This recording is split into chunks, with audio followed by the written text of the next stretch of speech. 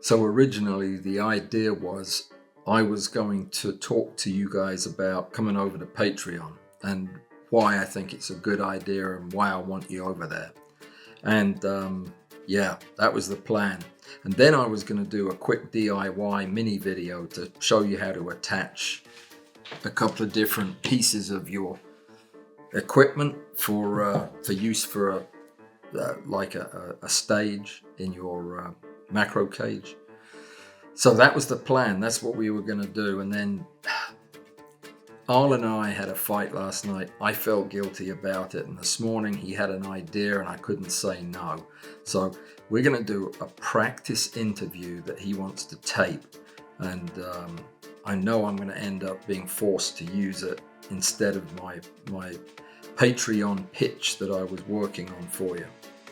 So I'm sure he'll pretty much torpedo the whole thing, and yeah, it'll be a disaster, but what can you do?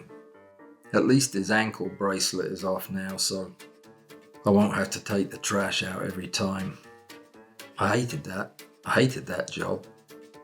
I thought at least one day of the week out of the 2 that we have to do it that I could not have to do it. Of course, he's still only got one leg. He'll use that. He's done it before. Arlen?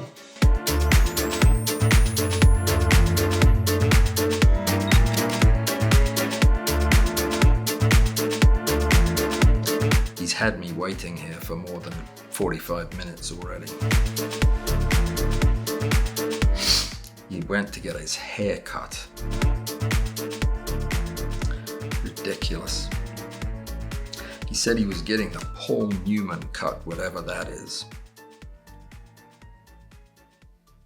I thought Paul Newman was an actor. Whatever it is, it'll look ridiculous. Just don't laugh. Well, if he doesn't show up in the next 2 minutes, I'm just going to go ahead and start without him.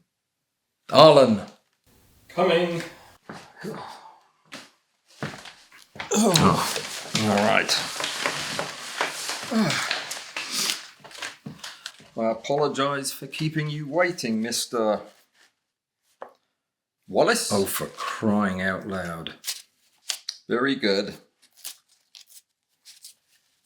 That is my will. So, I'm here on behalf of the Board of Governors of the Patreon group. You're applying for a job, Mr. Wallace. Yes, it's a job that doesn't exist right now, but I think it's one that could exist in the future, and I would like to put my name forward for that job. That job would be the role of resident macro photographer and macro photography instructor and video entertainer and whatever else they want me to do. What is your current position? Well, currently I am doing exactly the same job. And who employs you? Actually, nobody employs me. I've had this job for 3 years. I work an average about 80 hours a week. Yes. And so let me see if I understand this correctly. You have a job that you have been at for now 3 years, and you work 80 hours a week. Yes. And you make no money. Why are you leaving? I need to change things up a bit. Well, I'm not sure if everybody will believe that, but I'll pass it on to them. And how would we have any idea whether you would do a good job or not? Well, I mean, you can talk to people who are in your group, who have worked with me over the last few years, and ask them if I do a decent job. Ask them anything you want. I think I have a good track record. I know that some of my early stuff was rubbish, and I know that some of my recent stuff was rubbish. But I think that generally speaking, it's improving at a steady rate. And I have more than a lifetime of ideas of things to do. I mean, it will take me 2 lifetimes to finish everything that I want to do. Mr. Wallace, you have said nothing about my haircut since I arrived back home. Why? Right. It's, presumably you'll be looking for more money, an increase in your salary. How much? I don't really have a number in mind. What I do have in mind is enough to cover sudden emergency needs. A broken camera, a shutter, always a worry in this kind of work. Studio lights, a microphone, whatever it is, enough money to be able to keep going without a pause. I'd also like to have enough money to do some of the things that you just can't do for free, like the insect company evaluations that I've been wanting to do for 2 years now. That type of thing is going to require cash to place half a dozen orders at different places. There are so many things that I would like to do that I know you would enjoy, but they take money that I don't have. So fixing that is the first job.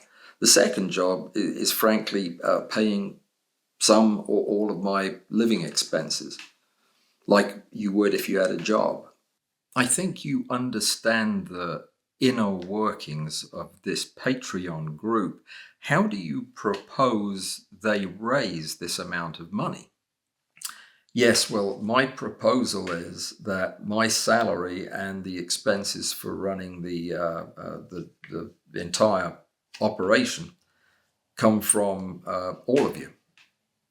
That everybody chips in an amount. If they can afford to chip in a $20 bill a month, fantastic. And if they can't, a $10 bill will be great.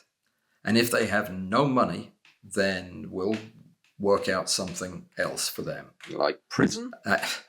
No, not prison.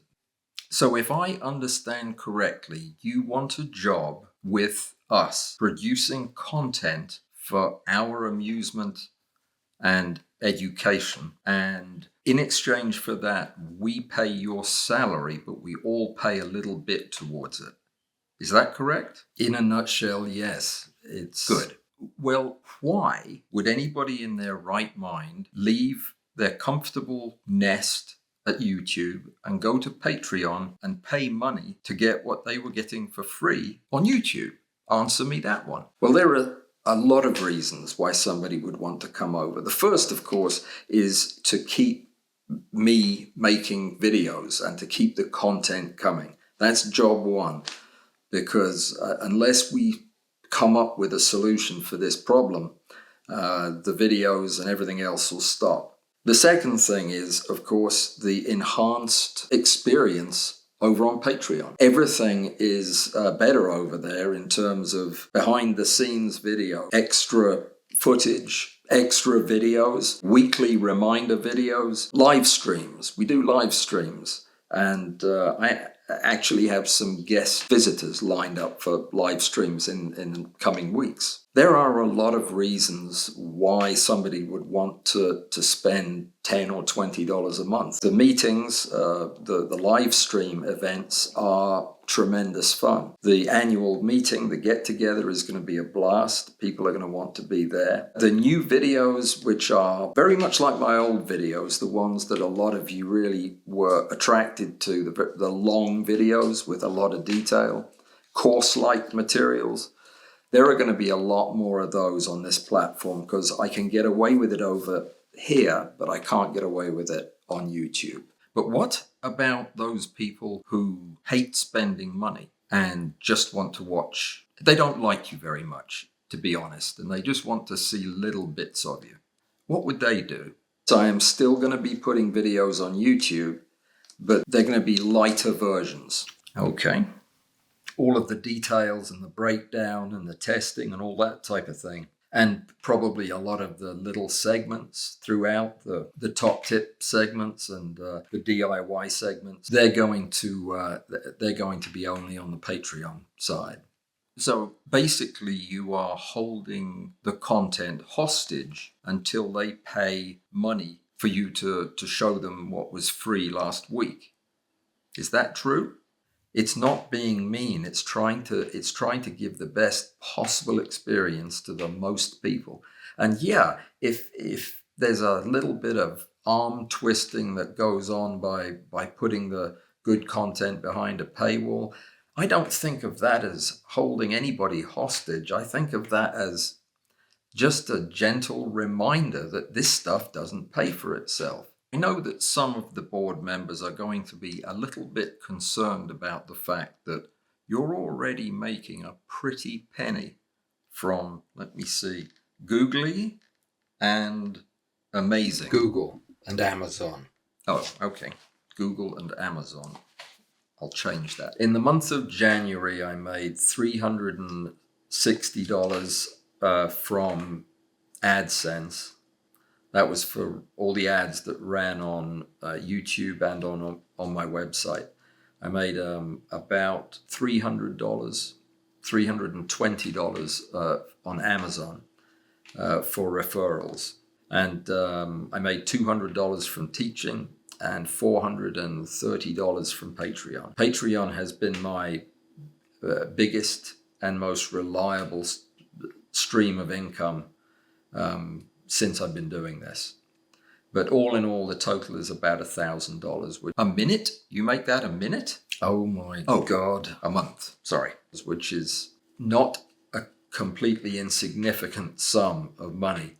I mean, when you only have that coming in, it's a lot of money. But it's not enough to cover anything like the monthly costs. I actually spent every penny that I made from all income between June and January of this year in one day on the new computer, which is very much a job-related expense. Couldn't do my job without it. That was my salary and my bonus and my vacation and my sick time for 6 months that went with that. So all I'm looking for is a livable wage. That's it. I'm not afraid to do the work. I would say I'd do the work for free, but you know that I've been doing the work for free. I think the time has come that if you want to have this at your beck and call, hire me. I won't let you down. And if I do, fire me. So you won't charge the people who don't have any money, and you will charge the people who do have money, and you'll still put videos for everybody else on YouTube. If there is anybody who wants to partake of these videos, who's an avid macro photographer who's currently on hard times for whatever reason, then just contact me and I'll make sure that you get access to all the content. I mean, this is not about penalizing anybody, and it's not about keeping content away from people who want it. I am just trying to incentivize more people to make a small contribution to the cause. Very good. Very good.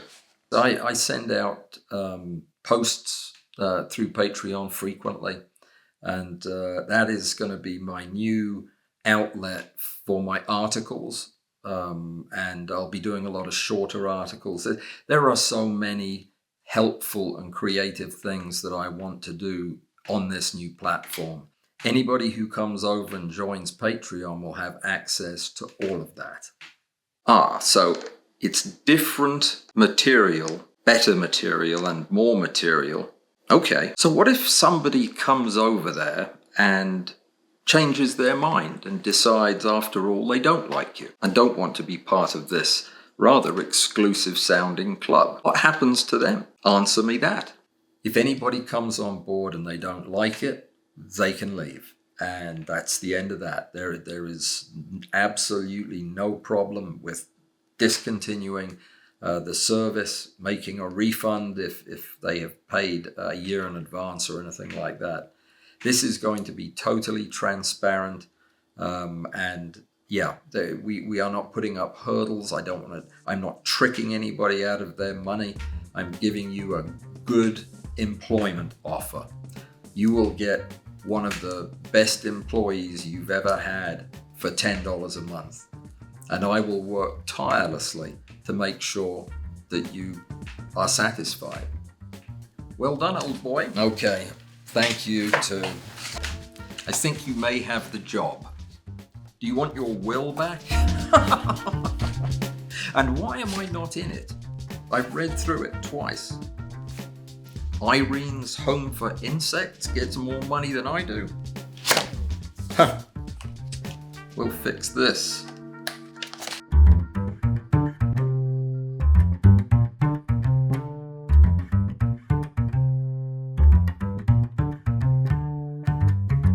Hey Alison, hey everybody. We're gonna do this lickety split.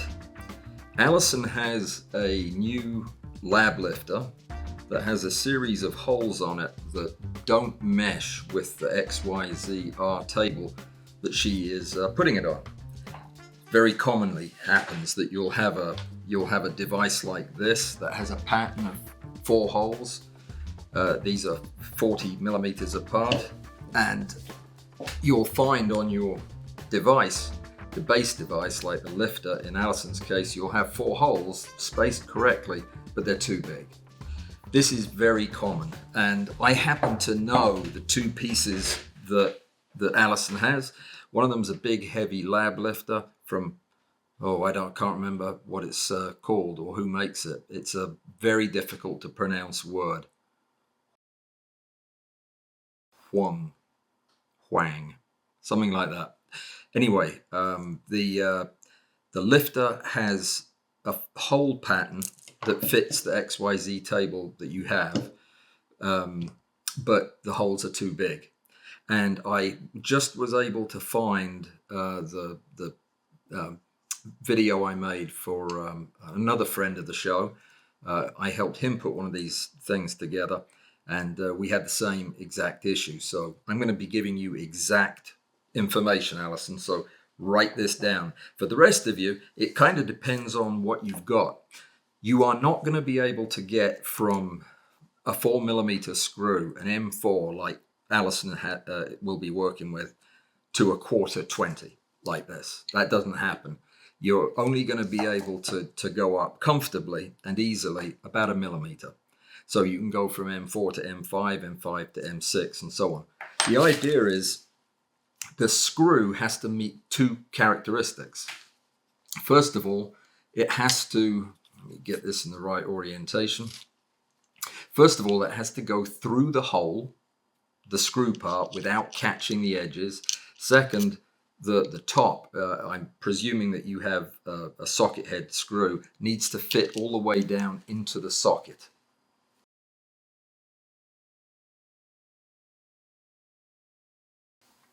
Like that, so that it does not obstruct the slide when it closes. So that's the constraint placed on you by the table. So you can't just get a bigger screw. That would of course be what you'd think of, just get a bigger screw and put it into the base. So you have to somehow make the hole in the base smaller. That's what we're going to do. The way we do that is by wrapping the screw, creating a coil of wire that then gets inserted into the larger hole, seats up against the threads in the larger hole, and then when we screw the little screw in, it bites into that and jams the whole thing together. It's temporary. You can take the little adapter out afterwards if you want to take them apart again. Rather than try to do this with different size screws, I decided to just make a pretend lab lifter thing out of a piece of aluminum I had, and I drilled and tapped the right sized holes. So this is the M4 hole. This is what your screw size is, M4. This is what you're trying to screw it into, which is an M5. That's the disparity that you have. It looks like a lot, but it's not anything we can't handle. You're going to need to get some wire, I recommend using steel or canthal or nichrome or nickel, just any wire, so long as it's 24 gauge. You could also use 25 gauge, but I would use 24 or 23. 22 is too heavy. It won't work. Generally speaking, well, I can't say generally speaking because every combination is different, but for your combination, Alison, you need 24 gauge. It's perfect. So what you're going to do is you're going to create a tight spiral winding around the screw. And but when I say tight, I mean in the threads of the screw. The first turn's the hardest. And then once you can pull it under tension like that, you just start wrapping it with your thumb, keeping constant tension and holding the other end. The idea being you are creating a new set of threads. This wire will become a larger set of threads. So I'm wrapping this as hard as I can, and I'll go around about, depending on how thick that lab lift has got a massive thick base, so you can go around 8 times easy. I can screw the screw in and out now because it's nice and tight. That tells you you're doing it right. Keep going until you get to the, a stopping point. That should be fine. That's probably overkill. It really doesn't take but a couple of loops to grab the screw. Then tighten it by pushing one end with your thumb and pulling the other end with the other thumb and twisting, and that'll seat the wire down in there. Unscrew the screw until you've got just a tiny bit at the end, and then pull the long wire slightly over the screw, just slightly. Take a pair of wire snippers and snip it off so that it is not obstructing outside of the screw, like that. All right. Then with the screw still in place and with a little tail still on it like that, you're going to go to the hole in the table. This screw's not through anything just yet. Find your hole. I think that's my hole. And screw the whole thing in. Now you're going to have to hold the coil until you feel it catch. When it catches it, the whole thing will go in as if it was a screw that size. It's pretty nice. So screw it in with your fingers, and when you get all the way down to the bottom, like that, unscrew the screw. If your wire starts to turn, do not permit it. Be forceful about it. Hold it down. When the screw is all the way out, like this, your wire may have backed out a bit. Ever so gently. And all I'm doing is just teasing it around in a circle by that little handle. See? Like that. This is the work of a craftsman here. It's really not. I think that people have been doing this for 1,000,000 years, since before the invention of the screw, probably. When you get down to about there, it doesn't have to be completely flush. You can snip this extra piece of wire off, but be super careful that you don't do anything funky to the wire so it gets in the way of the hole. Clip it off like that. Wear safety goggles. Definitely, because those little wires are sharp. Now, you take your lab lifter. I separated a piece so you could see what I'm doing. Take your screw. Oh, mine doesn't fit through there. Oh no, it's the wrong one. It's the little one we use. The little one. Put it through. Grab your screwdriver. Have somebody hold this for you, or you do it if you've got 2 hands. Put it so that it's engaged with the wire, and then gently turn the screw till it catches. Yeah. Once it catches, you can turn your attention to the other 4 and do that all the way around. While maybe put a little something underneath there to hold the weight of your table. You want these all to go in even, flat. You want the thing to settle down flat on the lab lifter. Then go back around and screw them down, and when you get to the bottom, it will cinch tight like that. And you do that 4 times and that thing is not going anywhere. And what you've done is you've created, and see, nothing pokes through the bottom or anything. It's absolutely beautiful. It's very elegant. It gives you a nice tight fit so you can use an M4 and an M5 hole, or an M5 and an M6 hole. You just need a bigger, thicker wire for that. But what you need, Alison, 24 gauge wire, 8 wraps, screw it in, screw the screw out, then ram it down there. How's that for a top tip? If you want to ever take this thing out, just unscrew it and grab a pair of pliers and grab the wire and pull it out. That's it, you're done. It works every time. Yeah, I won the Nobel Prize for this. I didn't actually, but I should have done if I'd invented it. All right, Alison, good luck. Call me if you have any problems. Everybody else, if you're going to try to bolt things this way, be careful. Wear safety glasses. And yeah, those of you from the YouTube channel, why aren't you on Patreon, where you can have this amount of fun on an almost daily basis? Seriously. I'm not kidding. Take care.